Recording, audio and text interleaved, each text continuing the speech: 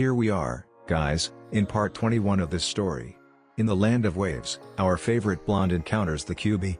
Watch the subsequent events unfold as Naruto uses the power that was sealed inside of him on the day of his birth. Please remember to like, subscribe, and share with your friends. Now, let's begin. As the Hokage got up from on top of his brother, one thing was obvious, that kick had knocked me unconscious. Daru's sweat dropped at their antics and none of the Kumo ninja were surprised one bit. Daru, just get on with the second exam, ordered the Hokage. Hi, boss, bowed Daru. The Hokage picked his brother's unconscious body from the crater in the flooring and carried him out the door.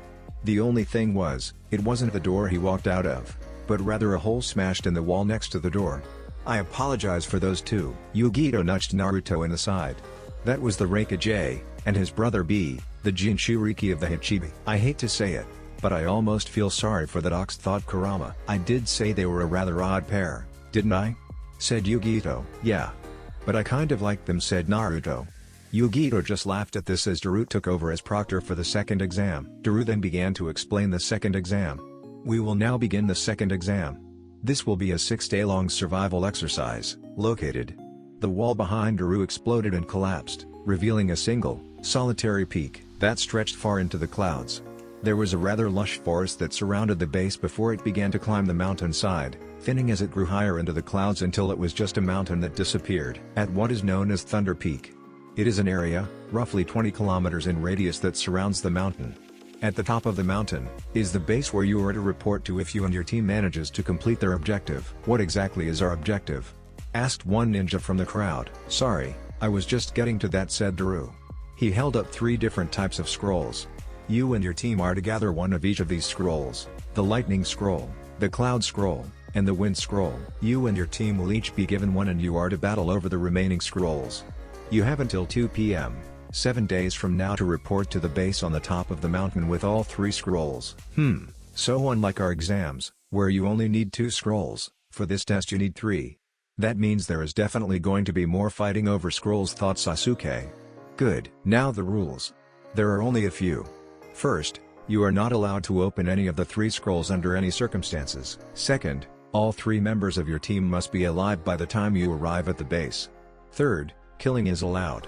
Those are the only rules. If there are any of you who wish to back out now, please do so now. You will not be allowed to leave once the test begins. Surprisingly, no one backed out. 60 teams meant that 20, at most, would be passing, and it was highly unlikely that more than half of that would pass due to the nature of these exams. Like in Konoha, every team was given a scroll, required to sign a waiver, and taken to a gate, with every team stationed at their gate. Hi-ya! The second exam began. Team 7, summoning jutsu, shouted Sasuke, slamming his hand on the ground. That's right, Naruto and Sasuke both have summoning contracts and I don't, sighed a depressed Sakura. The smoke cleared and a medium-sized cat appeared. Sasuke, how wonderful to see you again, the cat said. Sasuke reached into his back pouch and threw the cat summon a few treats. Hey Sasuke, what's the cat for? Asked Naruto.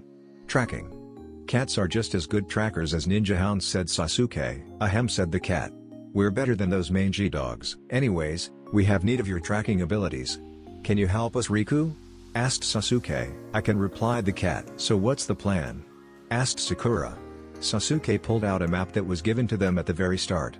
He pointed to the gate where they were at. How the layout was, the gates were scattered in an arc around the front third of the arena. The mountain with the base on top of it started ascending at roughly the midpoint of the arena, with the majority of the back half of the arena being mountainous terrain. Running through the middle of the arena was a rather large river with a few streams or tributaries branching off for it. I say we make for the river. There is a good chance we will run into other that are in search of water there, not to mention it is on the way to the mountain. We can use that as kind of a base and work from there, said Sasuke. Okay. But I'll be honest in saying that I want to group up with another of our groups. If we are sitting and waiting, 6 could be better than 3, said Naruto. In reality, he just wanted to join up with Hinata's group to make sure she didn't run into any of the other Jinchuriki in here. Unfortunately, while going to gates, teams 7 and 8 went completely opposite directions from one another, making the odds of them meeting up unlikely. Thankfully for him, the Kiri Jinchuriki went the same way as Naruto and even passed the gate where they were stationed by. He was the one Naruto was really scared of her running into. Yugito and Fu seemed nice enough, but one could never be entirely sure, and Gaara, well, Naruto wasn't entirely sure either. Gaara had agreed not to kill a Konoha shinobi, but there was still the threat of the Ichibi to deal with. Still, the only Jinchuriki that Naruto had seen go off towards Hinata's direction was the green-haired Fu, and if he remembered correctly from the previous exam, Shino's bug could act as Fu repellent, as he remembered or being afraid of bugs. Regardless, that didn't put his thoughts at ease. The only thing that truly would was if he saw her inside the base on top of the mountain. "We'll help them out if we run into them. But I'm not about to go on a blind search through an enemy-infested forest unless I know for certain where they are," said Sasuke. "Fine, let's get going then," said Naruto. "Right, Riku, you take point. Let us know what's ahead of us," said Sasuke. "Naruto, can you send a shadow clone to tell us? Have it dispel if it sees anything?" asked Sakura. "Way ahead of you," said Naruto, creating a clone. Team 7 then headed out, their destination the river that ran at the base of the mountain. "Team 8, what do you think, Akamaru? Shino? Hinata?" asked Kiba. "Arf," barked Akamaru. "Our specialties lie in tracking, so I believe we should stick to what we do best," said Shino. "I agree with Shino," said Hinata. "Naruto, I hope you're doing okay." "A hunt? What did you say, boy?" said Kiba to the white dog on top of his head. Akamaru barked in agreement, so Team 8 was off. About 30 minutes later, Akamaru had picked up on the scent of another team. "Hinata, 2 o'clock. Half a kilometer ahead, can you check it out?" said Kiba. Hinata nodded. "Byakugan," she said as she activated her dojutsu. Her vision extended half a kilometer to the team's 2 o'clock position and she caught a glimpse of an Ame team. 3 ninja, Amiga Core, ahead. "Right, let's get 'em," said Kiba as the trio sped on ahead. Ahead with the Amiga Core ninja, one of them was busy swatting bugs away from himself. "Yaku, will you stop that?" said the female member of their team. "Sorry, this place just has too many damned bugs," said Yaku. All 3 Ame ninja were wearing long brown coats with a few umbrellas strapped to their back. Suddenly, the other Ame ninja's eyes snapped open. "Bugs? This place doesn't seem like a bug paradise. Stay on your guard, I think we're under attack," ordered the third Ame ninja. "Back with Team 8, it appears as if they are onto us," said Hinata. Shino just nodded as their targets have now stopped running as he unleashed more of his hive to enclose them within a confined area. "Ready, boy?" Kiba said, tossing Akamaru a soldier pill. Akamaru jumped off Kiba as Kiba made a hand seal. Man-beast clone. Akamaru transformed into a more feral version of Kiba and Kiba transformed to match his canine companion. "Where are they?" asked one of the Ame ninja. The 3 of them were back to back with some of their umbrellas unfurled, acting like a shield. "Gatsuga, jump!" shouted one of the Ame ninja as the 3 of them scattered. However, Kiba and Akamaru's attack proved somewhat effective as one of them, the other male member of the 3, was clipped in the side by Kiba's attack. When the other male Ame ninja, Yaku, landed, there was a swarm of Shino's bugs waiting for him. Yaku began to scream as he was enveloped in a massive swarm of chakra-draining insects. The female member of the Ame ninja noticed movement on her left and threw one of her umbrellas in that direction. The umbrella separated into dozens of kunai and many pelted their target. "Hinata, little girls like you shouldn't be out here. You might get hurt," said the Ame kunoichi. At that point, Hinata disappeared in a cloud of smoke. "What? A clone? You are in my field of divination," called out Hinata from behind the Ame kunoichi. She barely had time to turn around before Hinata began her attack. Jmyukan, 8 trigrams, 64 bombs. Hinata struck out with 64 chakra-infused strikes that crippled the Ame ninja to the ground. Team 8's little hunt had succeeded and they claimed the Ame team's lightning scroll, which went along nicely with their own wind scroll. Team Guy. While Team 8 was busy hunting, Team Guy was busy being hunted. They were not a tracker team and the closest they had to being able to track was Neji. While Neji's Byakugan was considered stronger than Hinata's in most aspects, Hinata's Byakugan still won when it came to being able to see over long distances. Hinata, at the moment, could extend her field of vision up to 10 kilometers in a single direction, whereas Neji could only do so for up to 2 kilometers at most. The trade-off was that Neji could still see the chakra network much more clearly than Hinata, and his 360 vision extended to 100 meters around him, while Hinata's was limited to 50 meters. Still, Team Guy was by no means a tracking team. Instead, they were designed to be a frontline strike team that focused primarily on close combat with weapons assistance from Tenten. Neji signaled over to Lee and received a nod from him. The 3 members of Team Guy then took a sharp turn to the right, leading their pursuers from Karagakura with them. One of the Kari ninja stopped and began going through a series of hand seals.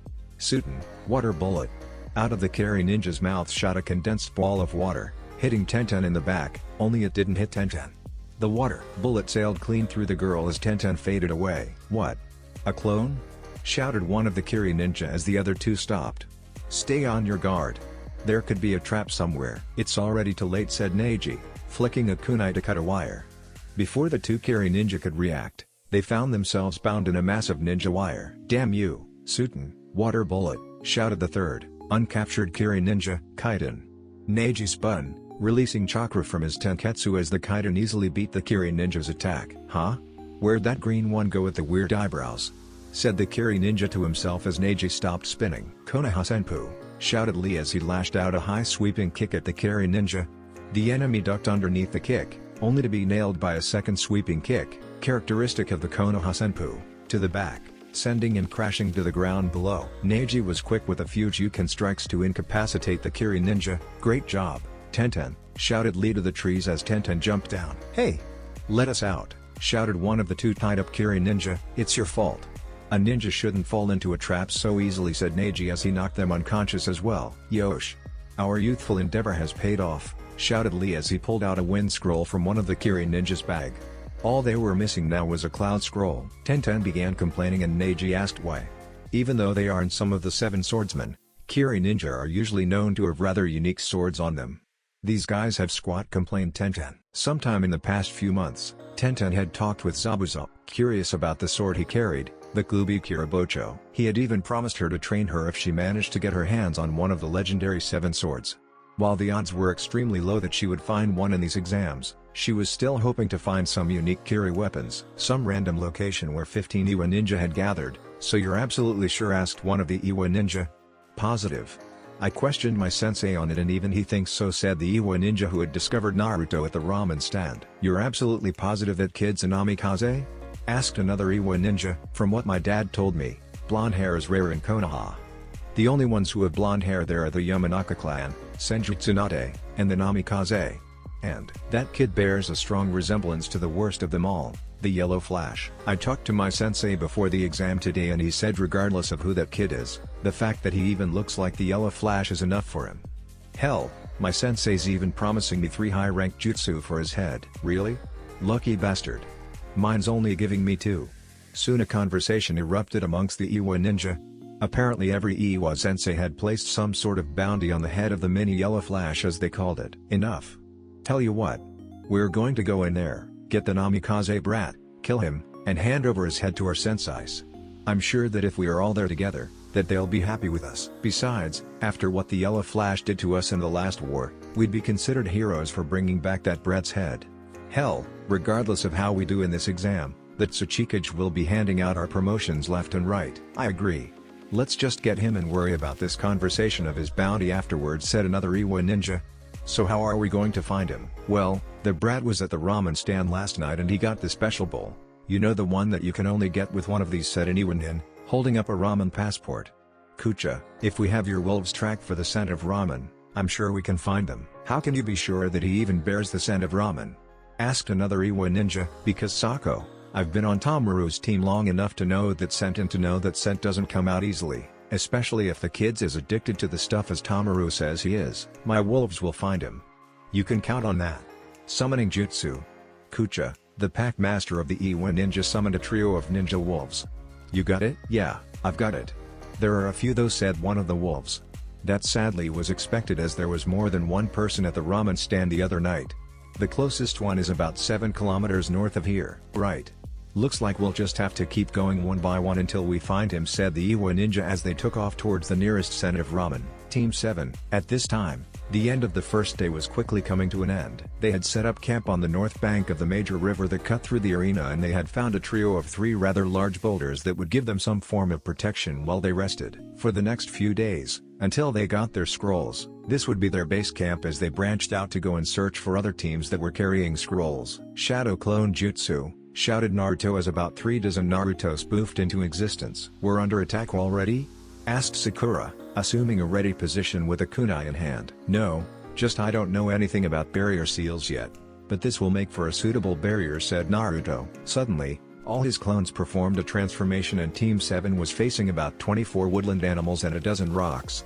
"Now, the clones will stand in a radius surrounding camp and if anything comes too close, They'll dispel and I'll know where they're coming from. Wow, wait. Are you sure you're Naruto? Asked Sakura. Naruto held up his hand showing Sakura the leaf symbol, illuminated with chakra. Sakura sent Naruto a suspicious glare. Alright. But I still don't believe you. I've got my eye on you. Wait, if the animal clones are going to handle the forest, then who's going to watch the river? Asked Sasuke. The rock clones. Now if you can just give me a hand in moving them into position. Naruto felt a thunk on his head from Sakura's fist. Baka. You couldn't have had them move before they transformed? Complained Sakura as Naruto rubbed his head. Well, at least we know for sure it's Naruto now, said Sasuke. Still, he had to admit that Naruto was thinking a lot smarter this time through. The night got later and Naruto had finished boiling water for a bowl of instant ramen that he had sealed inside the scroll. Sakura and Sasuke were afraid at first that all Naruto had packed inside their scrolls was ramen, but they were relieved to find that he had a few bento boxes in there as well. The morning of the second day came. Many teams had seen some action in the first day and some even had their hands on a second scroll. However, no one could yet claim the title of Kings of the Mountain, as the Kumo Ninja were calling it. The Kings of the Mountain would be the team that manages to secure 3 scrolls and reach the base on the mountaintop first. Strangely, the most surprising part about the first day was that there were no deaths. That would be bound to change in the coming days. Team 7. Alright Naruto, you know what to do, right? Multi-shadow clone jutsu, shouted Naruto as 50 Narutos popped into existence. The first one to find a scroll gets ramen tonight. Yeah, shouted all the Narutos as they took off in a spread formation, heading back towards the south side of the battlefield with Team 7 trailing behind. The clones would pinpoint the location of possible enemies and try and gauge their strengths before sending the information back to the original. If Team 7 felt it was worth it, they would head towards the location of said team. Naruto Clone 23. The Naruto clone was currently proceeding in a straight line towards the southeast direction of the battle arena. His attention was drawn as he noticed movement off to his right and the clone turned to check on what it was. Hold on. I think we're being followed. Yosh. Another challenger has presented himself. Come, let us test his flames of youth. Lee, will you be quite already? Oh, it's just you 3, said the Naruto clone, stepping out from the bushes. Confronting Team Guy. Oh, it's only Naruto, said Lee. What did you mean it's only Naruto? Said the clone. Tenten pretty much facepalmed herself. Never mind, so how are you guys doing? And, wait, where's the rest of your team? Show us that you're Naruto, said Tenten, her tone growing ever more suspicious as she drew a knife. The clone held up his palm, showing the seal that apparently transferred to the clones as well, and Tenten lowered her guard. So where's the rest of your team, Naruto? Asked Neji. They're back somewhere. I'm just a clone, scouting for groups with a scroll. So how are you guys doing? Asked Naruto. Our youthful flames burned bright from yesterday. The clone's sweat dropped. We got a second scroll of a team of Kiri Ninja yesterday, translated Neji. Wow? Really? That's great, said Naruto, congratulating his friends. Yep. Now why don't you go back and tell the original that we've got this area covered? Besides, we don't need another loudmouth attracting unwanted attention, said Tenten, flicking a kunai into the Naruto clone, dispelling it. Team 7. Naruto winced a little as the memories of a clone came back to him. Did you find anything?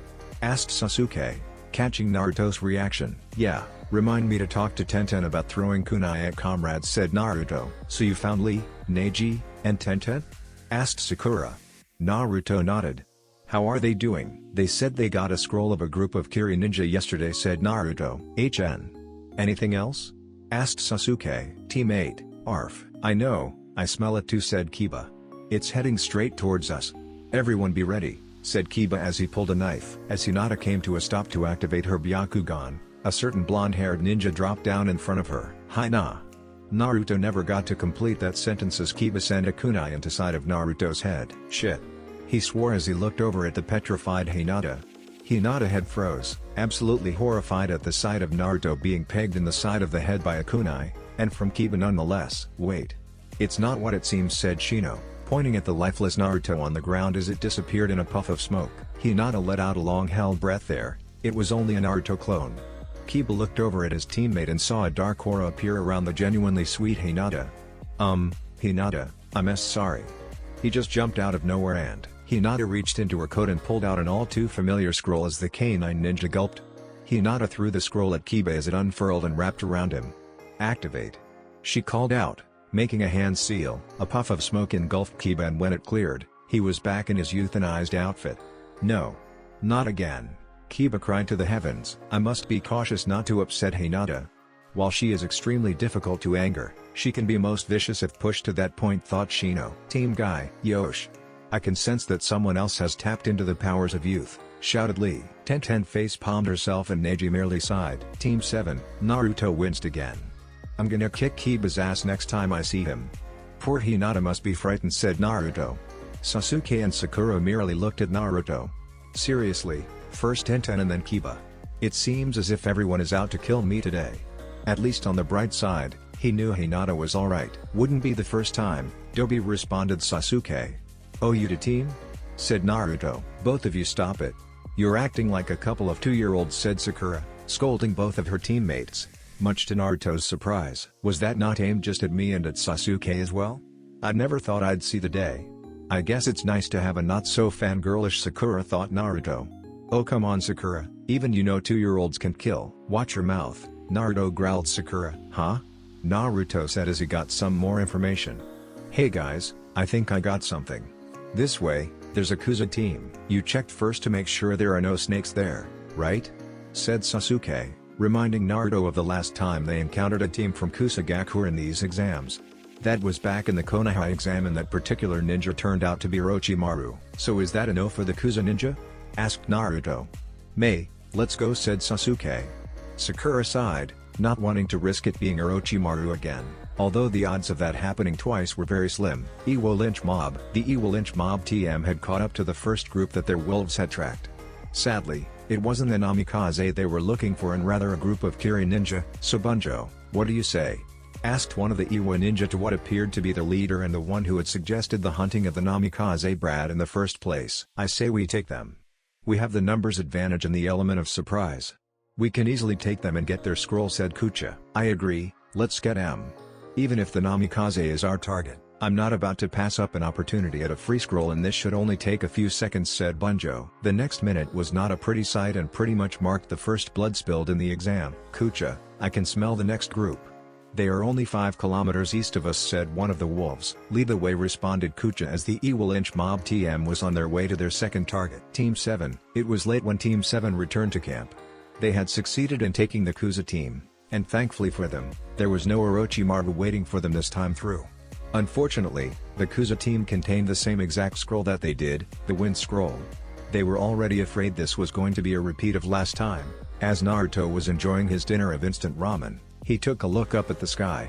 The sky was still, a sense of calmness filled the air, and a full moon dominated the nighttime sky. Sound siblings, I want blood. Mother wants blood. And no. I won't let you control me, replied Gaara to his inhabitant. Gaara, shouted Temari, rushing to her brother's side. Gaara was hunched over, grasping his head, eyes widened and sweating profusely. I want out. Let me out. Let me feast upon blood. Kankuro, shouted Temari. Before Kankuro could assist her brother, sand began to swarm around Gaara. Shit. It's no use. We've got to get out of here before he completely loses it, shouted Kankuro, pulling Temari away from Gaara. Gaara screamed as the sand continued to envelop them. We can't do anything for him right now. Especially not tonight. Not with a full moon. You know how the Ichibi gets on nights like tonight, said Kankuro, dragging Temari away from Gaara into some form of safety. From behind a rock, Temari and Kankuro watched as Gaara got to his feet and walked away, transformed into the first state, resembling the miniature Shukaku. What are we supposed to do then? Asked Temari. Wait. Keep out of his way and hope that he doesn't kill anyone that we consider a friend, said Kankuro. Iwo Lynch Mob. Another dead end, said Bunjo. Yeah, but with each dead end, that means we get close to the right one, said Kucha. Do we wait till morning to resume or do we hunt through the night? Asked another Iwo ninja. There's a fairly strong scent, only 2 kilometers southwest from here, said one of the wolves. I guess that settles that, said Kucho. So it does. Let's go. I've got a good feeling about this one, said Bunjo. Naruto and Team 7. Naruto was sitting on top of one of the rocks that was surrounding their campsite. He had taken the first guard duty while Sakura and Sasuke got some rest. It's quite out. Kind of relaxing. It almost makes you feel like you're not in the exams, like you're just out here to relax and stare up at the night sky, said Naruto to no one in particular. Not that there was anyone around to talk to, or was there? The calm before the storm, said Kurama. Huh? It's exactly what I said, the calm before the storm. I've got a feeling, stuff's going to happen tonight. It's always like this, just before something big happens, replied Kurama. Peaceful, relaxing. It draws your guard away, and then when you're fully vulnerable, it strikes. What does? The storm. Hits you hard and fast, when you least expect it to. Don't let your guard down, kid. I've got this feeling, warned Kurama. Not 2 minutes after Kurama said that, an alarm went off in Naruto's head as a clone that he had stationed 250 meters from the camp dispelled with information regarding a large squad of ninja heading their way. Naruto jumped down off of his perch and woke his teammates. What did you want, Naruto? I'm trying to sleep? Asked a weary Sakura as she tried to go back to sleep. Sasuke on the other hand figured something was up. Resorting to drastic measures, Naruto grabbed a pot of water that they had near them and dumped it on Sakura, instantly waking her up. Before she could pummel Naruto, Sasuke was able to restrain her. Quiet down, Sakura said. Sasuke. What's up? Trouble. Large squad of ninja heading our way. They should be here any minute. Naruto never got to finish his sentence. You three can come out now. We know you're there, called out a voice. The three-leaf Shinon quickly grabbed their surprise and stepped out from their dwelling. Standing in front of them, about 20 meters away from their camp, was Banjo, Kucha, and Kucha's 2 wolves. How many? Asked Sasuke to Naruto. Naruto had told his team about the sensing ability he picked up from the Kyuubi a few days ago on their journey to the exams. Naruto focused for a moment, trying to pick up and source of negative emotions around them. 15.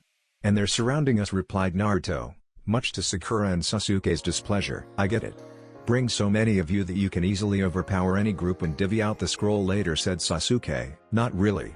You see, the scrolls are just a bonus, but we are after a different target, said Banjo. For some reason, Naruto got a bad feeling in his gut as the 2 Iwa ninja's gaze was drawn towards him. I'll tell you what. I don't want to mess up such a pretty girl you have there, so I'll make you a deal. Hand over the Namikaze brat and your scrolls and we'll let you live. Shit. Swore Naruto. This even earned a growl from the Kyuubi, and Naruto sent what amounted to a death glare back towards Banjo, mixing in some of the Kyuubi's killing intent. Namikaze? What are you talking about? Asked Sakura, utterly confused. I'm sorry to say that none of us are Namikaze, that bloodline died out over 12 years ago. Even so, what makes you think we would give up one of our own? Asked Sasuke, activating his eyes. Hey! Think you're tough, don't you? Said Banjo, noticing Sasuke's eyes. The Sharingan. You must be an Uchiha. I thought that bloodline died out years ago as well. Perhaps you could take that up with your Namikaze friend there. Banjo pointed directly at Naruto. He could see the rage in Naruto's eyes. The anger of having hit some sort of chord. He was right, Naruto was a Namikaze. What? Naruto's not a Nami, oh my god. Sakura's eyes shot wide open as her mind began connecting the dots. Everything that she was told about the Ondaime, Namikaze Minato, back in the academy, about how honorable man he was and how he sacrificed himself to save the village by sealing the Kyuubi no Kitsune inside Naruto. It explained why Naruto was the person chosen to have the Kyuubi sealed within him. It explained the summoning contract Naruto. The Ondaime had been able to summon toads. It explained why Jiraiya-sama, one of the Sannin, had chosen to train Naruto of all people. It explained the knives Naruto wielded, the Hiraishin kunai, given to him by Jiraiya-sama. They weren't just given to him as a simple birthday present. It explained the jutsu that he used, the Rasengan, the Ondaime's personal creation. It explained Naruto's aptitude towards seals, as the Ondaime was the greatest seal master alive during his time. It explained just about everything regarding Naruto. Naruto? Are you? Naruto clenched his eyes for a moment. The one secret that he had been trying to keep a secret, discovered by a bunch of Iwa ninja. It didn't take a genius to figure out why they were after him. The Yellow Flash, Namikaze Minato, his father, had dealt a devastating blow to the Iwagakure army back in the Second Shinobi War, one that crippled its army. They were here for one simple reason, revenge. And if they couldn't take it out on the Yellow Flash himself, they would take it out on his son. Sakura saw it in his eyes. Naruto wasn't trying to hide the fact or deny it. No, he was angry that someone had figured him out. Angry that someone was threatening his friends with death over their affiliation to him. It was true. Naruto was in fact a Namikaze, and if she was correct, he was the son of the most powerful of them all, Namikaze Minato. This is your last chance, hand over Blondie or you'll all die, said Banjo. Sasuke tried to talk. Fine. But let my friends go first, said Naruto, taking a step forward. Hey! Smart move, said Banjo. Before Naruto could take another step, Sasuke grabbed the back of Naruto's collar. What are you doing, team? shouted Naruto. "What I promised myself," said Sasuke. "Ever since that day, when we encountered the Sound Four, no ever since the night I lost my clan, I promised myself that I wouldn't let another person close to me be taken away. I'd rather die before I let something like that night happen again. If you just think I'm going to let you hand yourself over to them, then you might as well kill me as well. That's if you think you can, scaredy cat." Yep, that hit Naruto. He took one look at both Sasuke and Sakura, and both of them nodded before reaching for their weapons. Naruto grabbed one kunai in particular, the one that his dad had sealed inside the scroll, the one that still contained the Hiraishin seal on it. Sasuke had a set of shuriken in each hand. Sakura had a kunai in one hand with a set of the pink senbon in the other hand. "We've just seen what'll happen if this information gets out. As much as I'd hate to say it, we need to kill them, right here, right now," said Sasuke. Bunjo sighed. "Fine, looks like we do this the hard way," he said as he made a hand signal. As he did so, the remaining 13 Iwa ninja that were in the trees attacked. As the first bout came, Naruto, Sakura, and Sasuke found them dodging a flurry of kunai strikes and blows. While dodging a kunai strike to the throat, Naruto slashed out with his own kunai, the metal just missing the Iwa ninja's chest. The Iwa ninja backed away and grimaced, thinking he had just dodged a fatal blow, that is until he keeled over, dead. There was a blade of wind coming out of Naruto's knife, roughly a foot in length, that had cut deep into the ninja's chest, slicing through his heart. One down. Sasuke had unleashed his shuriken before the Iwa ninja could strike. The Iwa ninja smirked as he dodged the incoming shuriken, only to find said shuriken wind around him, encasing him in ninja wire, Kaden, Dragon Fire Jutsu. Sasuke called out as a flame shot along the wire towards the Iwa ninja. Before anyone could free him from the wire, he was engulfed in flame as the burning became too much and he died. 2 down. Sakura was busy deflecting the knives from one Iwa ninja, and dodging punches and kicks from another one. During her training with Tsunade, one thing she had greatly improved on was her speed and ability to evade blows, as that was one of the most important skill sets a medical ninja needed. Aside from superb chakra control, she found herself being able to dodge most of the blows with relative ease. "Hey, you move pretty good. Too bad I have to kill you. Who knows, perhaps I'll be kind enough to leave you alive just long enough to have a little bit of fun," smirked the Iwa ninja. If Sakura wasn't mad before, this pushed her. She knew what the ninja was referring to, and there was no way in hell she was going to let that happen. "It's just too bad you have that forehead of yours. If it wasn't for that monstrosity, you'd be perfect." That really did it. The Iwa ninja would have been better off bringing the wrath of the Shinigami down upon himself than what was about to befall him. Sakura wound up her fist while unleashing an amount of killing intent that would make the Kyuubi proud. "Shanaro!" Sakura shouted before driving a supercharged fist straight into the ninja's chest, the same fist that he had some of her pink senbon in. The man was dead. If the shattered ribcage, collapsed lungs, and crushed heart didn't kill him, the poison from the senbon would. 3 down. The remaining Iwa ninja that were engaging them suddenly jumped back as Bunjo completed a series of hand seals. "Doton, jaws of hell," he shouted, slamming his hands into the ground. Team 7 jumped just in time to avoid a demonic earthen head emerge from the ground and try to devour them. However, they didn't fully avoid it as Sakura's leg was scraped by the stony fangs. The gash is deep, and she would have to tend to it right away. As Sakura landed, her hands began to glow green as she activated one of the new medical jutsu in her arsenal, the Mystic Palm technique. She placed it over her leg wound and began to stop most of the bleeding. Naruto had recovered, only to be tackled by one of Kucha's wolves. Naruto tried to fend off while it was on top of him, but the wolf bit into his arm. "Lion's Barrage," shouted Sasuke as he slammed H-heel into the back of the wolf's neck, forcing it to release Naruto. "You'd better not be giving up on me now." "Hey! Wouldn't dream of it," said Naruto. Summoning Jutsu. Both Naruto and Sasuke shouted, slamming their hands into the ground beneath them. For Sasuke, a large white saber-toothed tiger, clad in battle armor appeared. As for Naruto, a larger toad, maybe slightly bigger than Jiraiya, also in battle armor and wielding a sword like a samurai appeared. "Gamakiro, think you can take care of these wolves?" asked Naruto to his summon. The toad nodded to his summoner. "Saja, help the toad and take care of these wolves," said Sasuke. "Sakura, how long do you need?" "About 30 more seconds and I should be good," said Sakura as she put the finishing touches on her wound. Naruto nodded and went to watch over Sakura. "Hey, you think some mangy summons can beat me?" smirked Kucha. "Try this." Doton, wolf pack. About a dozen wolves made of stone and earth erupted from the ground beside Kucha and darted towards Sasuke. "Raiten, white tigers," shouted Sasuke. Lightning bolts erupted from his hands, held together in the tiger seal, and formed into about 6 tigers made from lightning. The two jutsus clashed, sending chunks of rock and dirt everywhere as the lightning jutsu overpowered the earth jutsu. Before turning on Kucha, here Kitty called out one of the wolves. He and Saja, Sasuke's tiger, were circling one another, waiting for the other to strike. "Please, you're embarrassing your own kind."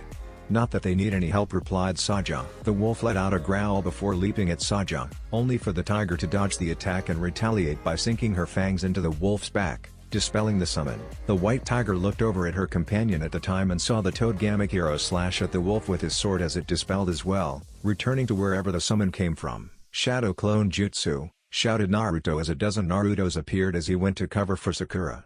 3 of the 4 ninja who had decided to attack Sakura while she was down were repelled back by the clones, while most of the clones picked one ninja and stormed him. Uzumaki shouted 4 clones as they knocked the Iwa ninja into the air.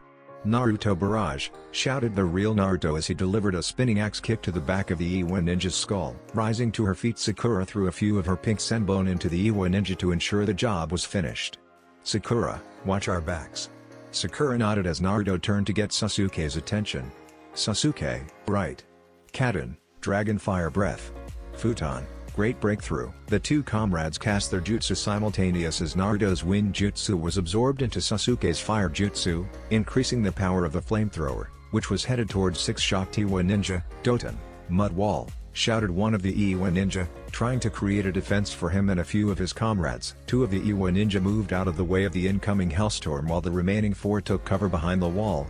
Bad move. The combined attack, powered by both fire and wind, collided with the mud wall and began tearing through the defense, and the 4 who decided to take cover behind the wall soon found themselves engulfed in the flames as they were quickly overwhelmed by the sheer power of the combined attack. 7 down. The remaining 8 Iwa ninja did their best to regroup on their leader, Bunjo, and tracker, Kucha.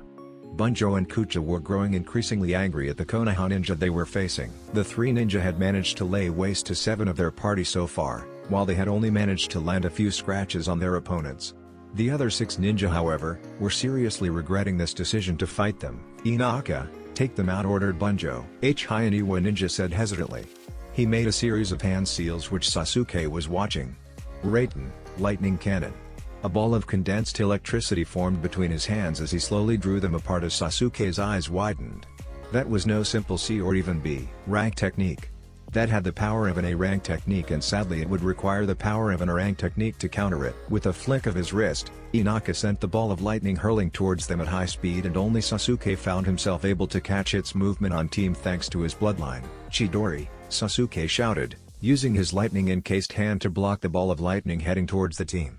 An explosion followed and Sasuke was sent sliding back, clutching his arm. "Sasuke," shouted Sakura. "Don't let yourself get distracted." "I'm okay for the moment," shouted Sasuke, trying to get his team's attention back on the Iwa ninja. "Doton, Mud Wave," shouted Bunjo as he unleashed a wave of mud towards Team 7. "Sakura," shouted Sasuke. Sakura nodded, knowing what Sasuke was thinking. "Kaden, Great Fireball Jutsu," shouted Sasuke and Sakura as their fireballs collided with the mud wave heading their way. The 2 jutsu collided this time and they held each other at bay, the mud preventing the fire from advancing any further and the fire hardening and solidifying the mud. When the flames and dust died down, 2 of the Iwa ninja lunged forward, driving kunai into the guts of Naruto, Sasuke, and Sakura. Naruto and Sasuke both spat up blood before collapsing to the ground as Sakura's eyes grew wide. The 2 Iwa ninja grinned, but before Thru had time to wipe that grin away, Naruto and Sasuke disappeared, as they were only shadow clones, and Sakura began to fall apart in the swirl of Sakura petals, enveloping the 2 Iwa ninja and her genjutsu. "Shit! Genjutsu!" shouted one of the 2 Iwa ninja. "Quick! Kai!" they both said as they quickly dispelled the genjutsu. It was too late. "Now, let's see if I've got this right," said Sasuke, clapping his hands together and slowly drawing them apart. A ball of electricity formed in between them and the Iwa ninja's eyes widened. "What? B but how?" said a shocked Inaka, backed by Bunjo. "Clearly you've never faced the Sharingan before," said Sasuke. "Raiden, Lightning Cannon."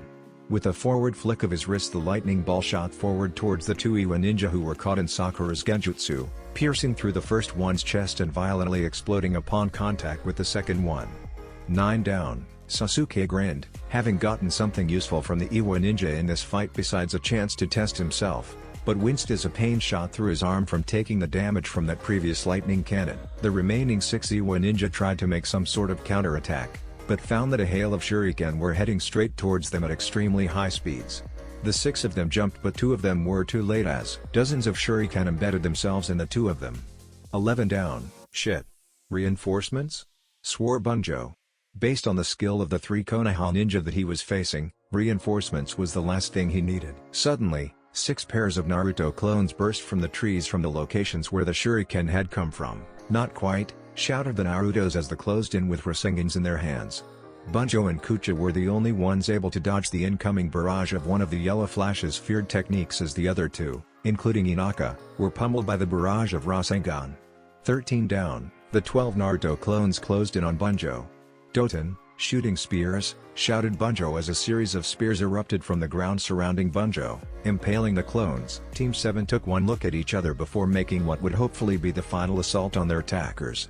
Kaden, great fireball jutsu, shouted Sakura, before expending a good portion of her remaining chakra. The rest that she had would have to be used to heal Sasuke's arm, as it still looked injured from using it to block the lightning cannon with his Chidori. Bunjo and Kucha both jumped, dodging the gigantic fireball that was heading their way. Naruto immediately stopped. Here goes nothing, he thought before working through a few hand seals as Bunjo was descending towards the ground. Futon, Air Dragon Bullet, Naruto shouted, unleashing his newest jutsu upon Bunjo. Before Bunjo could recover himself, he saw the figure that was the Wind Dragon which Naruto had conjured coming towards him. Unable to get away in time, Bunjo felt the blast of the jutsu slice into his flesh, as he fell to the ground with multiple deep cuts all over his body and Naruto slowly walking towards him. Katen, Phoenix Sage Flame, shouted Sasuke as he launched a barrage of fireballs towards Kucha. The Wolf Master frantically dodged the smaller fireballs as a larger fireball came sailing directly towards him. He jumped backwards just in time to dodge the explosion of the fireball, but he wasn't fast enough to dodge Sasuke charging towards him, through the smoke with Chidori active. Kucha's eyes widened as it was too late to dodge and Sasuke was moving too fast. Sasuke's arm drilled through Kucha's chest as he dropped to the ground, dead. 14 down, Sasuke looked over to see Naruto walking towards a heavily injured Bunjo. Who are you? Struggled Bunjo as he looked up towards Naruto, who was now standing over him. Naruto's eyes showed a hint of regret. Regret for what he had just done and what he was about to do, but Naruto knew this had to be done. To protect his secret and his friends, this had to be done. Uzumaki Namikaze Naruto, the son of Namikaze Minato, the Ondaime Hokage, replied Naruto as he formed a Rasengan in his hand. Both Sasuke and Sakura's eyes widened at that declaration and Bunjo's eyes closed as he knew it was over. Rasengan, shouted Naruto as he drove the Rasengan into Bunjo's back before walking away from everything. 15 Iwa ninja lay dead and Team 7 was victorious. Nar, cried Sakura before being pulled back by Sasuke. Just let him be. Give him a few minutes to cool off, said Sasuke. Then we'll go find him. He then clutched his right arm as it was still in pain. Sasuke. Hold on, she said as she activated her medical jutsu and placed it over Sasuke's arm as she began healing him. Sasuke winced a little at the initial touch, but he could feel his arm start to heal itself. Sakura, I know you didn't want it to end like this, but, said Sasuke, I know. But if they had got away, then word of who Naruto was would have spread and he probably would have had the entire country of Iwa on his ass his entire life. I couldn't let that happen to him, especially with everything he's got on his shoulders already, said Sakura as she put the finishing touches on healing Sasuke. Sasuke nodded. I still can't believe the Dobi is really a Namikaze, let alone the Yondaime's son. Come on, let's see what these Iwa ninja had and we'll go find him. Sakura nodded as she followed Sasuke towards the battlefield. Suddenly, Sasuke stopped and turned towards Sakura. You did really good. You're actually turning out to be a pretty damn good kunoichi. Sakura couldn't help it as a slight blush took over her cheeks and she smiled before following Sasuke to check the Iwa ninja for scrolls before continuing on to find Naruto. All in all, they found a total of 4 scrolls on the Iwa ninja. The Iwa ninja had accumulated a total of 7 scrolls, after the 5 they were given and the 2 that they got from ambushing the other groups. But 3 of them had been severely damaged by the inferno that Naruto and Sasuke had unleashed on the Iwa ninja. Naruto was sitting on a rock by a nearby tributary of the main river that flowed through the arena, reflecting on everything. "Ik killed all of them," said Naruto, in shock from what had just transpired. "It was necessary," Kit replied. Kurama, "What are you talking about? How is killing 15 people, even if they attack you, necessary?" Asked Naruto. For the same reason you killed those sound ninja back in the invasion. Because your friends were in danger, said Kurama. Yeah, but we didn't have to kill them. Just incapacitate them long enough for the three of us to escape, responded Naruto. And if you would have just incapacitated them, they would get away with that knowledge. Remember why that pervert wanted you to keep that a secret? Because of the enemies your father had. Your heritage had been kept a secret so that those enemies wouldn't put you or your friends in danger. If you had let those Iwa ninja live, then the information regarding your heritage would have gotten away and some of those enemies would have stopped at nothing to make you suffer. They would have killed your comrades, your friends, and probably your vixen as well to get to you, before killing you all for revenge on your father. Naruto had been trying to find some other explanation. You know I'm right. It was the only way to keep them safe. Sadly, the Kyuubi was right, but what do I do now? Asked Naruto. Move on. Become stronger and help them become stronger. There's no going back, no severing connections, no escaping this. All you can do is move forward and prepare for what's coming. Anyways, I have a feeling you've got some explaining to do. Huh? What are you? Naruto, shouted Sakura as she and Sasuke caught up with him. About time we found you, Dobi, said Sasuke. Hey, about that, said a still depressed Naruto. That is until Naruto felt Sakura wrap her arms out him in a hug. It's okay, Naruto, said Sakura. It was not a hug, but it was pretty close as Naruto felt a warmth spread through his body. We're here for you, but they could have killed you because of me, said Naruto. And we would have died with you no matter what, said Sasuke, placing a hand on Naruto's shoulders. But we didn't, we got out of that alive and together. So are you really, you know? Naruto lowered his head before it shooting up and a grin lighting up Naruto's face. Yeah, I am, he said cheerful. There's the Naruto we know, said Sakura, smiling with Naruto. I still can't believe that you of all people. I'm just surprised we didn't catch it earlier. After all, he looks just like him, said Sasuke. Guys, can we not talk about that? It's supposed to be a secret for a reason, and now that you know, it needs to stay a secret, said Naruto, flailing his arms frantically. What's the matter, Dobe? Embarrassed at who your dad is? Asked Sasuke, jokingly. Wait, Sasuke joke? Of course not. After all, my dad's, shouted Naruto. Remember, Naruto, that's a secret. We can't have you blowing it now, can we? Interrupted Sakura. Hey! Fine, so what now? Asked Naruto. Well, we've got plenty of scrolls. Those Iwa ninja had 2 cloud scroll, and 2 lightning scrolls, said Sasuke. And don't forget about those 2 scrolls the two of you burnt to a crisp, scolded Sakura. Naruto grinned and Sasuke even tried to manage an innocent look. You have to admit though, that was one hell of a fire jutsu, said Naruto as Sasuke merely nodded. Sakura sighed. Anyways, let's get to the base. We can try and get a hold of Kakashi-sensei and talk to him about this ordeal, said Sakura. She turned her head towards the stream that Naruto was facing when Naruto pointed out something odd about the river. Both Sakura and Sasuke turned their head to see what Naruto's fuss was about. Indeed, there was something off about the river. They could barely make it out under the faint glowing light of the morning sun. But one thing was obvious, the river was a deep red color, stained with blood. Someone, or something, had also been out killing that night. Suddenly, a scream filled the air. A scream filled with pure terror, and one that Sakura recognized. That sounded like Ino, exclaimed Sakura. Quick! This way! Sakura began running up the bloodstained tributary towards Ino's scream with Sasuke and Naruto closely behind. The morning of the 3rd day dawned with a red sun. Blood had been spilt that night. And from the screams that filled the morning air, more was yet to be spilt. So how do you think they're doing? Asked Asuma. He, Shikamaru, Kurenai, Kakashi, and Guy were trying their best to keep themselves occupied while in Kumo. All 5 of them were aware that they were under surveillance from the Kumo Anbu, which didn't surprise them. But at the same time it didn't give them much time to train or do some sort of shinobi exercises to keep their minds from growing bored. Well, if I know Naruto, he's already drawn half the field to his attention, said Kakashi. The other 3 laughed at this. I'm not worried about my team. Their youth will see them though, shouted Guy. My team's come a long way, especially Hinata. She's really been pulled out of our shell, thanks to that loud mouth of yours, Kakashi, said Kurenai. Naruto's always troublesome, but that's just who he is, said Shikamaru. I have faith in my team, even if I'm not there. Ino and Kuji can pull through if they really set their minds to things. Asuma let out a sigh. It's not Ino or Kuji I'm worried about. It's Shinji. The only reason I agreed to take him on the team is because we needed a 3rd, otherwise I wouldn't have bothered. He clashes too much with the team dynamic. Not to mention he's got that main branch Hyuga demeanor to him. He quickly looked over to Kurenai. No offense to Hinata or anything, it's okay. Hinata's never been much of a Hyuga. Her father's made leaps and bounds, but I wish he had taken more notice of his daughter before. He and Neji are the only ones to have changed. The rest of the clan is still the same, arrogant as the devil, and they just avoid her. I talk to her father on a weekly basis to update him of Hinata's progress, and he shares the state of the clan with me. None of the main branch likes her, in fact, they hate her. The elders are trying to turn her younger sister into some heartless puppet of theirs that they can use to control the clan with.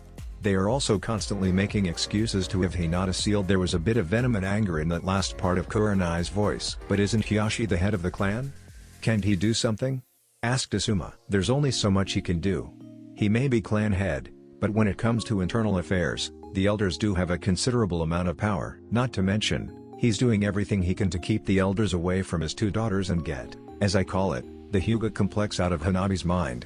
I still just wish he'd juke in their sorry asses though, said Kurenai. Everyone could feel Kurenai's temper rising. Now, just calm down, Kurenai, said Asuma. Just look at it this way, if Hinata makes it through these exams and makes Chunin, the Hyuga Council will have no choice but to eat it. Kakashi got a chuckle out of this, and Guy's youthfulness began to burn brighter. That is until a tranquilizer dart came out of the shadows in the restaurant where they were getting breakfast, and knocked Guy unconscious. Kakashi looked over towards the shadows, where one of the Anbu was hiding. My apologies, but we were ordered by Raikage-sama, and your own Hokage, to keep the flames of youth, as your Hokage called it, in check, said the Anbu. Team 10. Ino sank to her knees in utter fear. They had encountered a group of Kiri ninja, all wearing masks, who were standing on top of a river bank looking down towards the river. Ino saw this as the perfect distraction to get off her mind transfer jutsu, take control of one of them, and use him to take out the rest of the team. Ino found herself in an odd sort of mindscape. Usually, when she took over someone else's mind, she was in a blank void and could control her opponent from there. This was different though. She was inside some sort of damp cave, trying her best to get her bearings. Where am I? I've never seen a mindscape like this, said Ino to herself. She took a few steps around, trying to gauge where she was, but she still couldn't make out what was going on or what kind of mindscape she was in. Suddenly, she felt a stinging sensation on her shoulder. She looked up to see another drop of a strange liquid land on her arm. Like with her shoulder, the liquid burned at her skin. Acid? What is acid doing in someone's mind? Asked Ino to herself. What the hell is going on? Ino took a few steps backwards, hoping to get out of the drip of acid, or whatever it was. However, she backed into something coated in the acid as she winced and it burned into her back. Getting a quick feel of what it was that she backed into, it was soft and sticky. Ino ran a few steps forward, hoping to get away from the acid-coated wall, as she collapsed to her knees in pain. What the hell is going on here? It was then that she turned around and was able to get a better look at what exactly she ran into.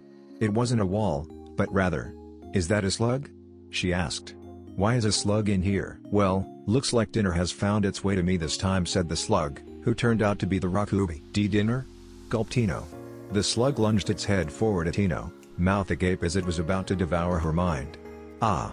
Release, she shouted just as the slug crashed down on top of her. As Ino awoke back in her own body, she couldn't help but let out a piercing scream, before going onto a cold sweat. Ino! What's wrong? Shouted Kuuji, trying to snap her out of the terrified trance that she was in. S slug was all Ino could mutter before collapsing into a fetal position as she began shivering. What happened? Asked Shinji. I don't know. I've never seen her like this, said Kuuji. Ah, did the poor flesh bag see something it shouldn't have? Said the same ninja who Ino had tried to switch minds with. Who are you and what did you do to her? Shouted Kuuji. Me? Nothing. It's not my fault, she couldn't keep to herself. As for what she saw, well, let's just say an image of your death, said the Kari ninja. Shinji activated his Byakugan, prepared to fight this foe. Red? He said in shock as his eyes picked up on the color of the ninja's chakra. Kuuji was the first to charge, only for the Kiri ninja to grab his arm and stop him before his punch could progress any further. Kuuji felt a burning sensation against his skin where the ninja was grabbing his arm. Because of this, he lost control of his footing, allowing the Kiri ninja to flip him and send rolling down the river bank. Thankfully, something broke his decent. Huh? What is this? Asked Kuuji, trying to get his bearings and nurse his burnt arm as well. And what did he do to my arm? When Kuuji looked down to see what he was landing on, he nearly puked. Around him, on the bank of the river, and even sitting in the river, were about half a dozen corpses. They had all been killed from what appeared having the flesh stripped. or in this case, melted from their very bones.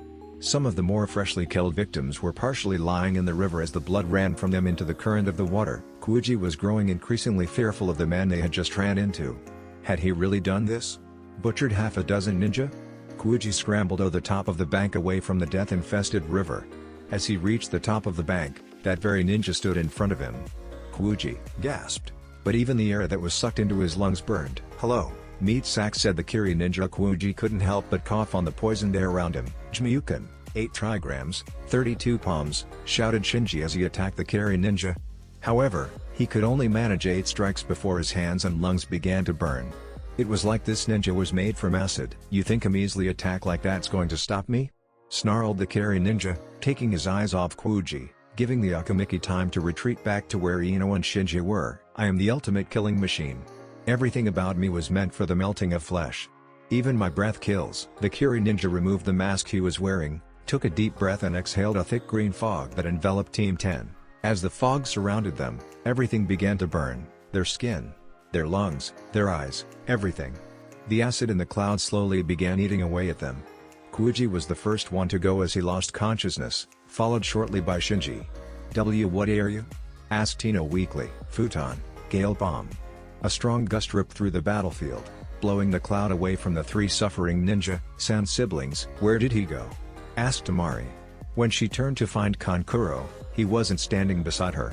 She looked back to see Kankuro rummaging through what was left of Gaara's last victim. "What are you doing, you idiot? We've got to find him quick." "You can't expect me just to let a good scroll go to waste," explained Kankuro. "Besides, thanks to Gaara's rampage, we've now got all our scrolls." Tamari sighed. "Baka. Don't you even care a little for your brother?"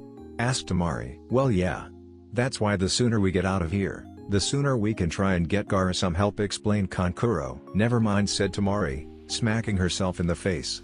They continued to follow the path of destruction until they came to a huddled Gaara, crying. "Gee, Gaara?" Tamari said Gaara in between the tears. "Don't worry, bro, we're here," said Kankuro. "And we'd be here sooner if you didn't have to stop every 2 minutes," shouted Tamari. Do you guys, hate me?" asked Gaara. "Of course not. Why would we hate you? You're our brother and we love you. We hate what that monster inside you is trying to do to you. But it's not you," said Tamari, showing a very rarely seen sensitive side. "But the Ichibi and I are. You're 2 different things." "What just happened was the Ichibi, not you," said Tamari. "You're doing well in keeping it under control." "But I killed," replied Gaara. "True, but you didn't kill any friends. There was another Sand team back there who were afraid you were going to kill them. But you just passed them up," said Tamari. "Your only victims were a team of Kumo Shinobi and 2 teams of Ame ninja. Not killing your comrades is an improvement. Besides, there was something else last night that really triggered the Ichibi. It wasn't the full moon or anything, it was like there was a shroud of death over the entire mountain last night. That was what triggered the Ichibi, I think. Nothing you did." "Yeah, now let's get out of here before whatever triggered the Ichibi gets us," said Kankuro. "Coward," barked Tamari. "But you're right. We need to get Gaara out of here and away from whatever it was that set the Ichibi off." "Tamari, Kankuro, thank you," said Gaara, regaining his composure. "Anytime, little brother," said Tamari as the 3 Sand siblings took off towards the base. "Yes. Take that, you bitches. We're queens of the mountain," shouted Kuro. Her team, consisting of herself, Amoe, and Yugito had managed to reach the base at the top of the mountain by the beginning of the 3rd day, making them the first ones to reach the top and earning them the title of Kings of the Mountain. "Oh yeah. Made it to the top that you did, Bakayaro Kanoyoro," said B, appearing from the summoning seal on the 3 scrolls that the Kumo team placed in front of them. "B-sama, nice to see you again," said Yugito. "I'd say more celebration is in order, but brother wants to see ya, Bakayaro Kanoyoro," said B as he led the team towards the chamber where the Raikage was waiting. "Yugito, Amoe, Kuro," said the Raikage, who was resting on a couch in his temporary office for the duration of the exams. "Raikage, some about the 3. How are things out there?" asked the Raikage. "We ran into a few other of our teams and they each had a scroll. I suspect it shouldn't be long before, although that could lead to our own teams fighting over a batch of scrolls, and in that case none of them make it because they've beaten each other into the ground," said Amoe. "Just stop it, you," shouted Kuro. "Anyways, something was definitely up last night," Raikage-sama said Yugito. "I don't know how to explain it, but it definitely got the Nibi a little riled up. And then this morning, I don't really know how I explain it. All that I can say is that there was a lot of killing last night." Growled the Raikage. Usually in exams like these, there are a few deaths, no more than a dozen, and that's on a bad year. I can tell you for sure to expect more than that. I would be willing to bet that 2 dozen were killed last night, easily said Yugito. What? Shouted the Raikage, slamming his on the couch and breaking the arm. I don't know how to explain it any other way, but it was like the Shinigami himself was on the battlefield last night, said Yugito. Team 10, so more have come? I see. The more killing, the merrier, said the Kiri ninja. Ino looked up to see who had come. The first thing she saw was a pink haze over her as her vision was weary and she was on the verge of unconsciousness with the rest of her team. Sakura, hold on Ino, we're here, said Sakura. No, you have to, he's a monster, he'll just kill. With that, Ino lost consciousness as well. Sakura was running a quick check on the rest of Team 10 while Naruto and Sasuke were staring down their opponent. So he's? Asked Sasuke. Yeah. The Rakubi's Jinchuriki, said Naruto. The Kiri Jinchuriki just laughed. I'm impressed. You know my little secret. How about I tell you another one? Those who know my secret are at my mercy. If you know my secret, I can kill you whenever I want. And I want to kill you now.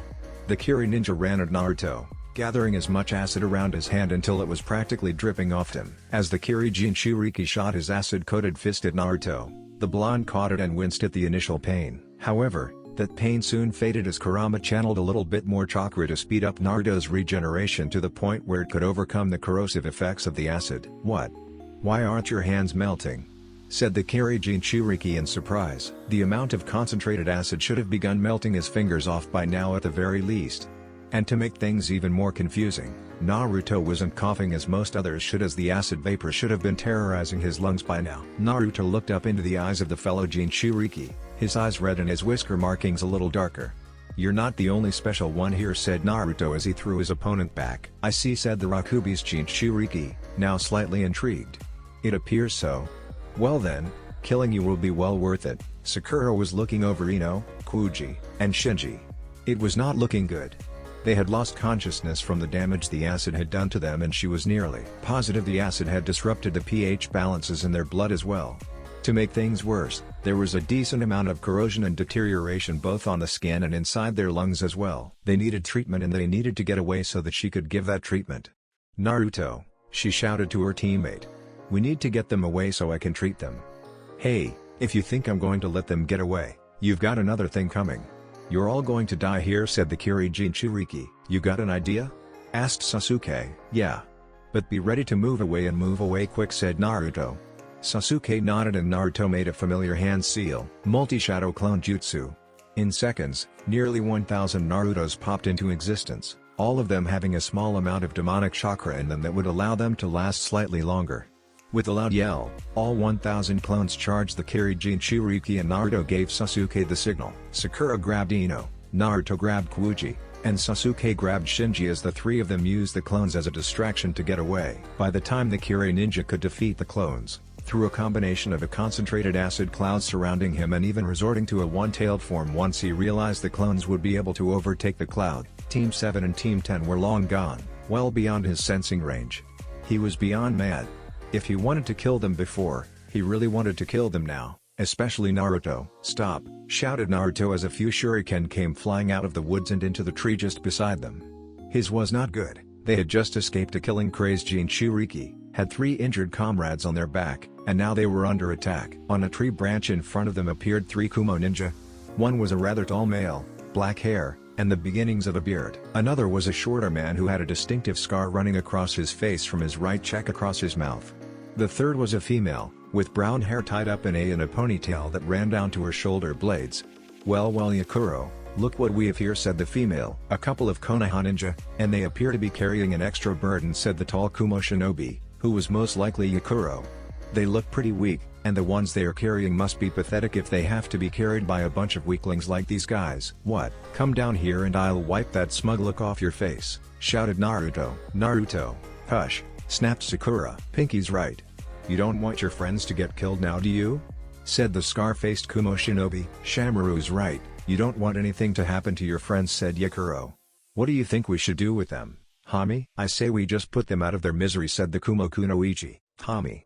Sasuke sent them all a glare that basically said try something, I dare you. Wait, shouted Sakura. She didn't like this situation. But right now their number one concern was getting Team 10 to a safe place where she could begin treating their injuries.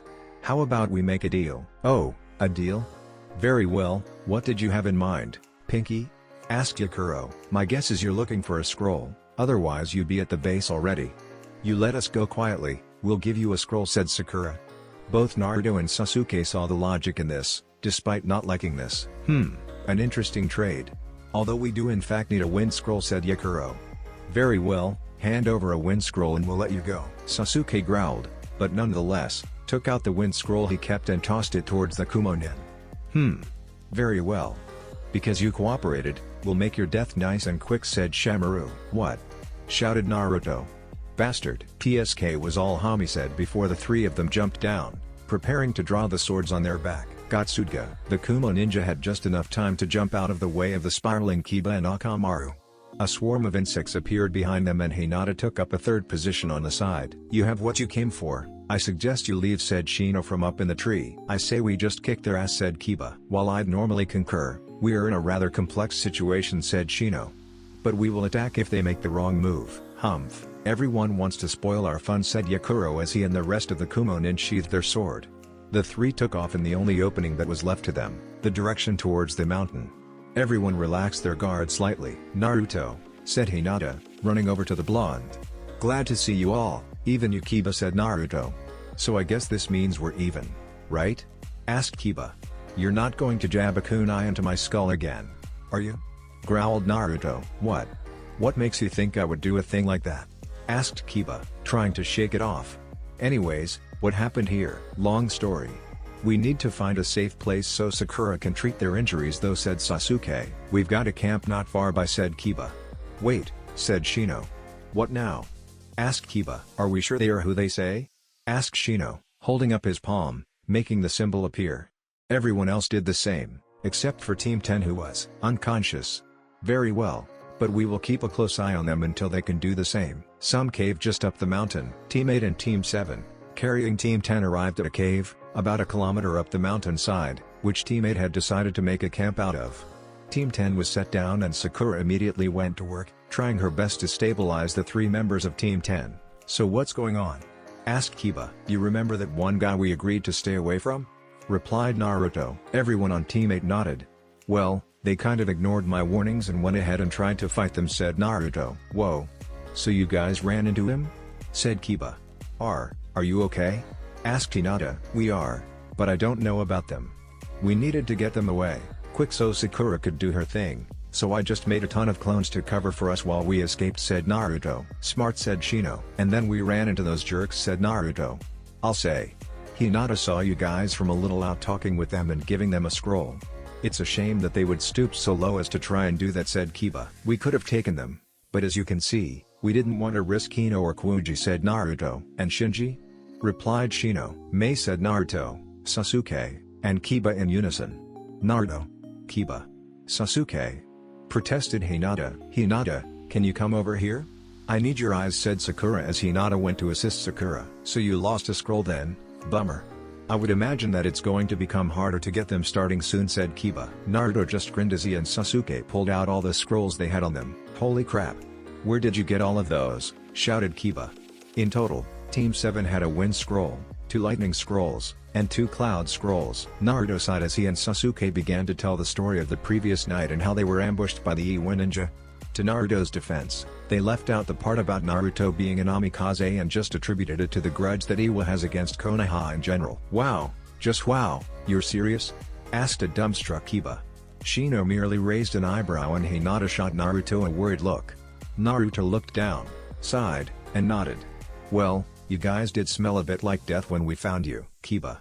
Protested Hinata, seeing Naruto's reaction. It's okay. It wasn't something we enjoyed, but it happened.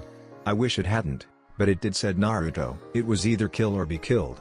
As much as I didn't like it either, I wasn't ready for a repeat of that night, said Sasuke, referring to the Uchiha massacre. Okay, I've done as much as I can for now.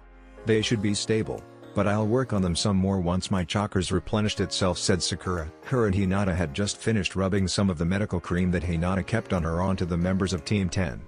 Their lungs are mostly repaired and some of the burns are gone, But what they really need is a safe place to rest. Sheesh, taking over our camp now, are you? Asked Kiba, receiving a glare from Sakura. I'm just kidding. Although if you want to thank us, we still need a cloud scroll. Naruto and Sasuke sighed before handing over the spare cloud scroll that they had. It was more for helping out a fellow team, than payment for using the cave. Soon after, a loud growl was heard through the cave. Please tell me there's no bear in here, said a startled Kiba. The only bear here is that bottomless pit, said Sasuke, pointing to Naruto's growling stomach. Hinata giggled at that as Naruto took out their food scroll. Huh? Wait, where are they? I thought I packed enough. Panicked Naruto. What is it now, Dobi? Asked Sasuke. Anime-style tears began flowing from Naruto's eyes. I'm out of ramen. That's what happens when you eat 3 bowls for breakfast each morning, not to mention dinner, retorted Sasuke. We've still got plenty of bento boxes and rice balls at least. Naruto sighed in defeat and unsealed a box of lesser food. As the sun was starting to set, Sasuke and Shino returned with a few handfuls of wood for a fire. As night came, shifts were divvied up for watch, Naruto taking the first, Hinata taking the second, although the couple combined their shifts together. And Naruto, did you really have to, kill those ninja? Asked Hinata. Naruto sighed. She had seen that there was more to this than just a simple grudge. Yeah. They found out about him. If we let them live, then that information would have gotten out and I'm pretty sure I'd have the entire village of Iwagakure on my tail the rest of my life. Not to mention everyone close to me would be in danger as well. Seeing a little bit of distress in Naruto's head, Hinata snuggled her head into his shoulder. I see. I'm sorry you had to do that. It's not your fault. We're ninja, it's who we are, and I'd be lying if I said situations where we were forced to kill or be killed were never going to happen. Don't get me wrong, I don't like what I did, but sadly it was necessary to protect my friends, myself, and you, said Naruto. That only made Hinata snuggle into him a bit more. So, do they know? Sakura and Sasuke? Do they know about him? Asked Hinata. Yeah. They had heard enough from the Iwa ninja, and Sakura's pretty smart, so I'm sure she was already starting to figure things out. It was only fair since they stuck by me through that mess that I told them the real reason why, said Naruto. Now you get some rest. It's going to be a long climb to the summit tomorrow and I can handle these shifts. Naruto, so warm, thought Hinata with a smile and slight blush as she fell asleep snuggling up against Naruto. Shino and Kiba had the next shifts respectively. Needless to say, not much was said. Sasuke had the 5th shift, although Sakura had gotten up around the same time. You should go back to bed. It's going to be a long climb tomorrow, said Sasuke. I know. But I'm just worried for Ino and Kuuji, said Sakura as she gave the two of them a quick scan. So, how are they? Asked Sasuke. They seem to be okay. Still some small amounts of damage to their lungs, but I guess I could try and get the healed a bit more, said Sakura as she activated her medical jutsu. What I'm really worried about is Ino's mind. Huh? Why is that? Asked Sasuke. Remember when Naruto told us that there are 2 personas in his head, his and the Kyuubi's? Sasuke nodded. You're afraid she saw whatever sealed inside that guy? Asked Sasuke. Sakura nodded. That initial scream we heard wasn't one of pain. It was one of terror, pure terror. And when we got there, it didn't seem like they had been fighting for that long. My guess is that she tried to use her mind transfer jutsu on him and saw whatever the Rakubi is, said Sakura. She finished up the healing on the 3 members of Team 10. There, now all that's left are a few very minor external burns. All the internal damage is completely healed, said Sakura. She tried to get to her knees, but collapsed, only to be caught by Sasuke. You've really gotta stop with that diet stuff. You didn't eat that much last night and you've been using jutsu almost non-stop while you were awake, said Sasuke. I know. And don't worry, I've given up on the diet. I was just more concerned about Ino that I kind of forgot to eat, admitted Sakura. Forgot to eat? Smirked Sasuke. You're almost as thick-headed as Naruto. Am not. Protested Sakura, only for her stomach to object. Sasuke grabbed their team's scroll and unsealed a few rice balls for Sakura, who began eating right away at a pace that would make Naruto proud. Sakura, I meant what I said back there. You really have come a long way, said Sasuke. Sakura smiled, but before a blush could take over her face, something interrupted them. Ramen, moaned Naruto as he got up from where he was sleeping and put a kettle on the fire. Is he? Asked Sakura. Just let him be, said Sasuke. Both Sasuke and Sakura looked on as a still sleeping Naruto walked over to his pack, pulled out a scroll that read in case of emergency, use, unsealed the contents, being a kettle and a few bowls of instant ramen. Both of the awake members of Team 7 watched in awe as Naruto successfully boiled water, poured it into the instant ramen bowl, and ate the ramen, all while asleep. After finishing the ramen, Naruto promptly went back to snoring as Sakura and Sasuke's faces faulted. "You're kidding me, right?" asked Sasuke. "Nope, afraid not," said a dumbstruck Sakura. Dawn of the fourth day followed shortly after.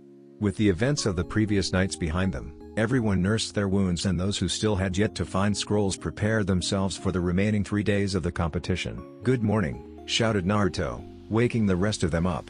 He looked around to see a few opened and unopened packages of ramen scattered on the ground. "Hey! Ramen! Where did this come from?" shouted an excited Naruto, reaching for the nearest package. "Baka!"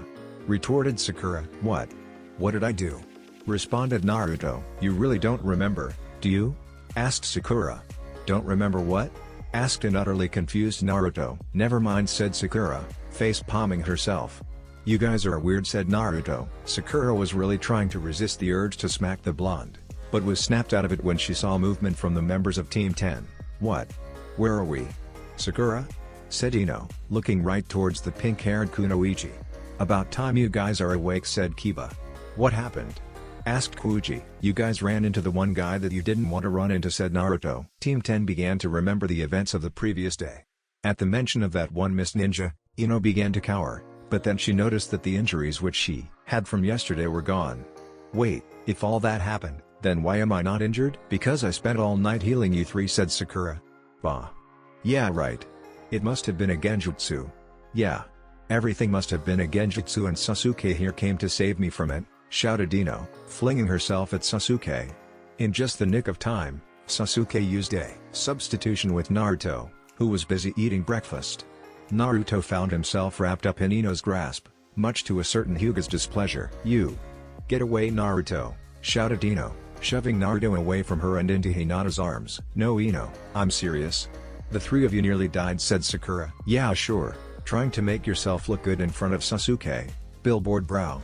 "We both know you're not that good," scoffed Ino. "Let's go. It's already day 4 and we still need scrolls." "We won't get them by hanging around these losers," said Shinji, glaring specifically towards Hinata. "Ino," said a concerned Sakura. "Humph. I'll see you at the top." Billboard brow. "And try not to make Sasuke do all the work," said Ino. Reluctantly, Kuji joined his team. "I'm really sorry about them and thank you for everything," said Kuji, bowing to them before leaving. Everyone turned to see Sakura on her knees crying. "Ino, why did we become like this? What happened to us?" Naruto went to try and comfort his teammate, but instantly pulled away when he saw Sakura's fist clench. "Ino!" shouted Sakura as she drove her fist into the side of the cave they were in, leaving a massive crater and causing the 6 Konoha ninja to evacuate their dwelling or else be crushed by the following cave-in. "Sakura? Are you okay?" asked Hinata. "No, I want Ino back, the Ino I used to be close friends with," said Sakura. It took at the very least 2 hours for Sakura to cool down. By the time the two teams had set out for the summit, Sakura had calmed down, saying that she would figure out how to deal with Ino. "So what do we do now?" asked Naruto. Teams 7 and 8 had arrived at the base, after a long climb up the mountain. After presenting their scrolls to the guard, they were allowed inside. "Is it just like the Konoha exams and we open them?" "Beats me," said Kiba. "Why don't the three of you try and we'll see." "Wait, you just want us to go first in case of a trap?" objected Naruto. "Well, not really, maybe," admitted Kiba. "Just drop it, Dobi," said Sasuke as he unfurled the scrolls and placed them in a triangular pattern.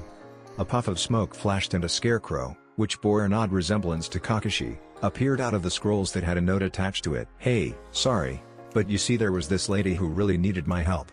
I'll be there as soon as I can." "Kakashi, you can't be serious, right?" asked Sakura. All three of their heads dropped in defeat. Team 8 did the same things with their scrolls, only Kurenai appeared and not a scarecrow version of her. "Nice to see the three of you," said Kurenai to her team. "Kurenai-sensei," said all three in unison. "If you're here, then I guess that means you three passed." "Congratulations," said Kurenai. She then looked over to see Team 7 waiting impatiently by the Kakashi scarecrow. "You've got to be kidding me." "Wish we were," said Sasuke. "You guys go on ahead, we'll be there in like 2 hours," said Naruto, earning a group sigh from Team 7. About an hour passed and Team 7 was trying to kill time by using a deck of cards that Naruto had stashed in his pouch.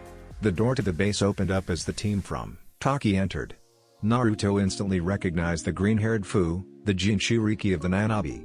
Like Team 8's scroll, their sensei appeared while Team 7 was still stuck waiting for Kakashi. Before their sensei led the Taki team away, Naruto noticed a look in the sensei's eyes. It was an all too familiar look to him, as it was the same scornful look that the villagers in Konoha used to give him. He honestly didn't see her in the first Chunin exams to know her all that well, but he began wondering if she had been suffering and alone like he did. Inside the base, the Taki team stepped into what appeared to be a rather large open room, with a large window overlooking the southeast side of the arena. Inside, there was nothing too fancy, a few seats and tables, but not much else. Their sensei instructed them that they would be staying here for the next few days, before taking the 2 male members of the team away somewhere with him and leaving Fu alone in the room. As her team left, she heard footsteps coming from the hall opposite where the rest of the Taki team went. She turned around to see who it was. "Oh, it's just you," she said. "I see you still remember me," said a monotonous voice. "I don't really see how I could forget. You were the one who beat me last time and nearly." "Never mind," she said. The person she was talking to, being Shino, took a few steps closer. "So what do you want?" "You intrigue me," said Shino. "I intrigue you? What's that supposed to mean, bug boy?" asked Fu. "It means what I said. The last we met, you appeared to have severe entomophobia. However, I am not detecting any adverse emotions towards my presence," said Shino. One of Shino's bugs flew from him and landed on Fu's shoulder. She winced, slightly, but nothing much after. "Well, when you learn that you can't escape them, you learn to get used to them," the green-haired girl said. "I see. If I may ask another question," asked Shino. "Okay," said a slightly hesitant Fu. "Your comrades, they appeared resentful of your presence.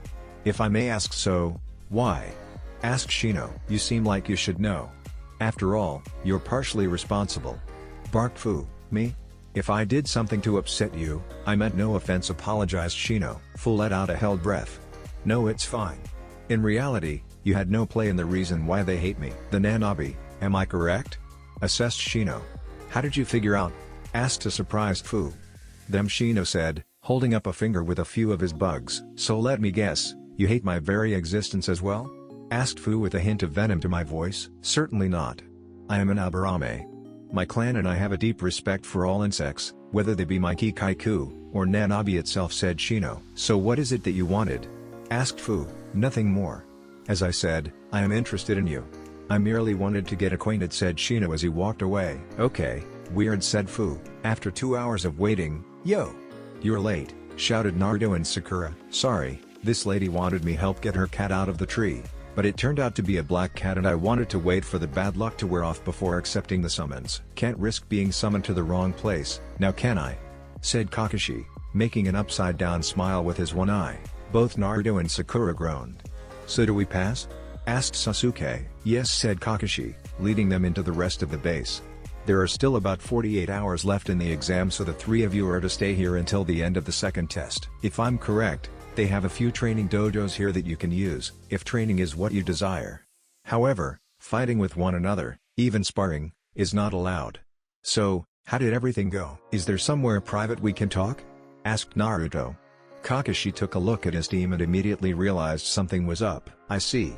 Follow me then," said Kakashi as he led his team towards a room where they would be able to talk. As they entered the room, Kakashi activated a few silent seals that he had on him. "While I am confident of these seals, this is not Konoha. Whatever you have to say, I suggest being discreet. Now, I can tell just by looking at you 3 that something happened out there. You've killed, haven't you?" "Yes." "What gave that away?" asked Naruto. "Your eyes, they're a bit harder than I remember," said Kakashi. "Now why don't you tell me about what happened?" 2 nights ago, we were attacked by a band of Iwa ninja, numbering 15. Their target was Naruto," said Sasuke. "Naruto?" said a surprised Kakashi. "I don't know how, but somehow they made a connection between me and him. I think it was just based on how I look, but they attacked me, wanting to get revenge," explained Naruto. "I see. This is troubling indeed. I assume you 2 know now as well," said Kakashi. Sakura and Sasuke nodded. Kakashi let out a sigh. "This truly was meant to be kept a secret, Naruto. But even if you didn't know before this, I have a feeling the same thing would have happened." "But how did they find out, Kakashi-sensei?" asked Naruto. "The only people I told were ones I trusted absolutely, and I even made sure no one else was around." "You are aware of his actions in the Third Shinobi War, correct?" asked Kakashi. Everyone nodded, having learned back in the academy why the Yellow Flash was so feared in that war. "Let me get this straight. Iwa hates him and anything that has to do with him. Sasuke, imagine how much you hate your brother and their hate might even surpass that." "What? That much?" asked Sasuke. Yes. That hatred has been passed down in Iwa and they are even bitter towards us to this very day. I would not be surprised if they would have attacked you, not knowing. They would have seen that you were Konoha Shinobi and would have attacked nonetheless. Your resemblance only gave them more incentive and I think that caused them to connect the dots. Hatred warps the mind, making you see what it wants you to see, only for that hatred to grow further.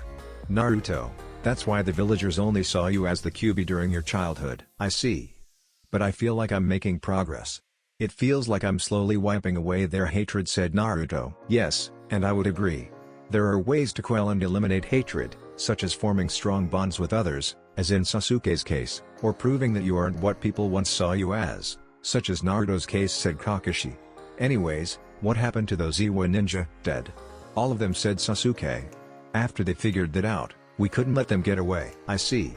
Sadly, that was the correct course of action. If Iwa of all people got a hold of that information, who knows what they would do. I am going to need to talk to the Hokage regarding this issue so that we can be sure that no other ninja know, explained Kakashi. Now, is there anything else that I should know? Yeah, there are 5 Jinchuriki in this exam, said Naruto. What? Kakashi sounded surprised with this. 2. Gaara, Yugi Itoni of Kumo, Fu of Taki, and this freaky Kiri guy, said Naruto. But it's that Kiri guy that's the real problem. He nearly killed Ino and Kuuji, said Sakura with a slightly bitter voice. We made it just in time to get them out of there. We had to find a place to get them to so Sakura could treat them. But we then ran into this team of Kumo shinobi who tried to kill us. We offered them an extra scroll we picked up from the battle against the Iwa ninja, but they went ahead and tried anyways. Teammate interfered before we were forced to fight. We could have taken them, but, said Sasuke, but you would have put Team 10 in danger, finished Kakashi. What's up with Sakura? Let's just say her and Ino are having a tough time in their friendship, said Naruto. I see. Well, I'll leave it for the two of them to work out, said Kakashi, not wanting to get in between two pubescent girls, especially when one possessed the potential to knock his head clean off his shoulders. Don't worry, sensei, I think I know how I'll handle it, said Sakura. A bit rash, but sadly effective. Just make sure you don't kill her, said Kakashi, reading Sakura's expression. I won't. I just want my old friend back, said Sakura. Well, then I'll leave that to you, said Kakashi. Anyways, I must say that I'm impressed with how well the three of you handled yourself out there. You were placed in a number of difficult situations and the choices you made were the correct ones. The three of you really have matured in the past year, don't you say? Regardless of what happens from here out, I believe you three are ready for the responsibilities that come with being a Chunin. But you don't need that. I have faith you'll do just fine in the rest of the exam. That's it for this video. I hope you all enjoyed the video. Don't forget to like the video, subscribe to the channel, and follow me on my other social media accounts. Anime God here, and I'm signing off.